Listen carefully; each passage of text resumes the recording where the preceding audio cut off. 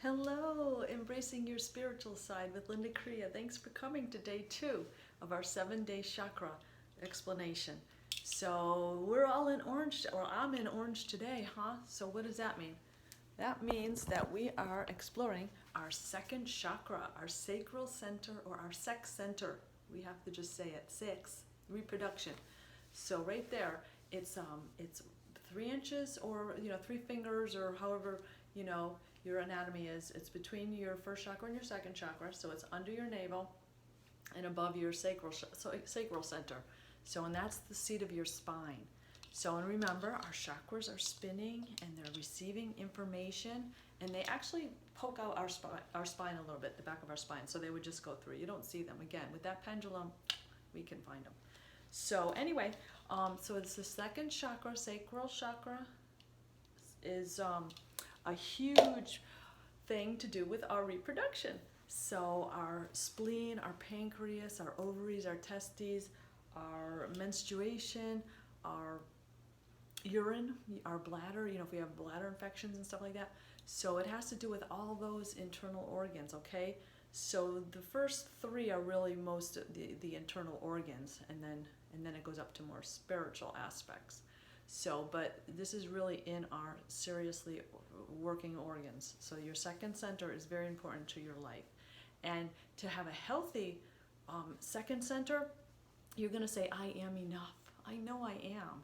You're not really concerned with others, except for your relationships in your life will cause problems with this if they're not healthy and balanced.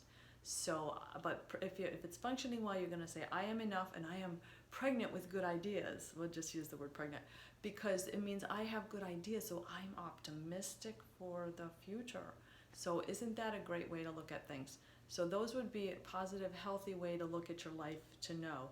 So in another case, if you were sexually assaulted or something, you would feel less than. You would feel overpowered and less than inside, and you would suffer in silence or not, but you would suffer inside your body somewhere. And guess what? You take it in where your sexual reproduction organs are when things like that happen to you. Also, if you have a little low self-esteem and you need to fill that place, you start to do drugs or you overeat to compensate for where you feel less than.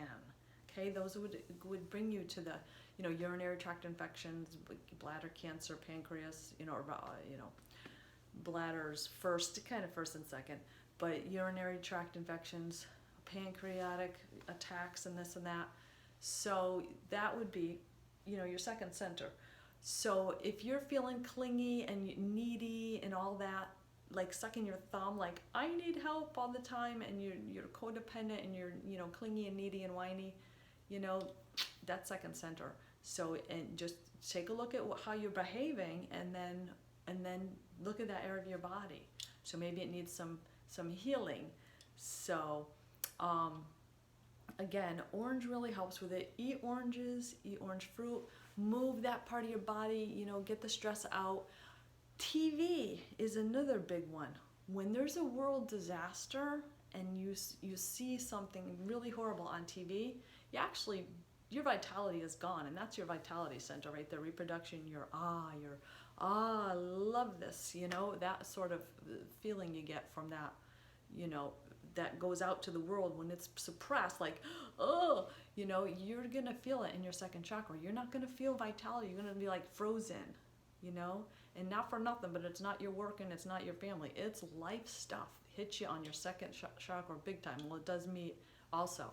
So until I get that thing going again and realize to separate myself from the issue, stop watching the TV, you can pray for them, but you can't let them take you down physically. So if you recognize you're watching TV and you're like, can't function, my gosh, so we have to remedy it. So that's your TV.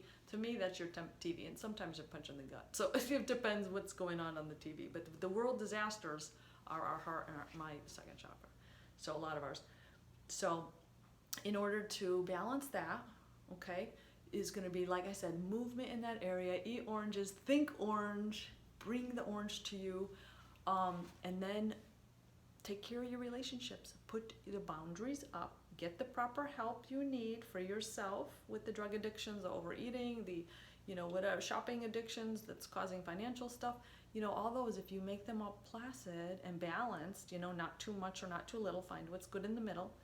That just was a new thing I never said before, but it rhymed. So, and that's going to help your second center. So, and I have two little stories to tell you about the second center. So, I used to, when I was pregnant or when I was having the kids, so my kids are like old now, over 20, oh my gosh, too old. So both over 20. So anyway, I used to always wear orange nails. And then probably 5 to 10 years ago, I always wear pink now. And if I don't wear my pink, I freak out. So if I get a different color once in a while, I go, oh, this feels weird. So I need that pink. I need the love in and out. So it's really interesting. And then I have a customer, a client, whatever. And so he was my very good friend for life's dad. So he's about 88 something. For a couple of years, I was doing healings on him, and and he was my buddy. So anyway, so he was in the convalescent home. He kept falling down, whatever. So then he accepted healings, and it was great. We had this fun relationship. So, and then he was healing. He really was. He got out of there. He went to see. He went places. So it was really good for about a year. And then all of a sudden he says, I was checking up on him and I made the phone call. Hey, Mr. T, how are you? Do you want me to work on your arms and your hands? Because he wanted his fingers to work better to eat. So, we had a little fun thing. So he says, no, I want to have sex. And I'm like, I can't help you with that. I'm like, you're not going back into that convalescent home, because then you're gonna have a baby, and then there's gonna be a lawsuit, and it's not gonna be good. So I'm like, oh my God, that's hilarious. I opened up his second center. For so long, he felt vitality again. He felt like a human being. That's so awesome. I was so happy.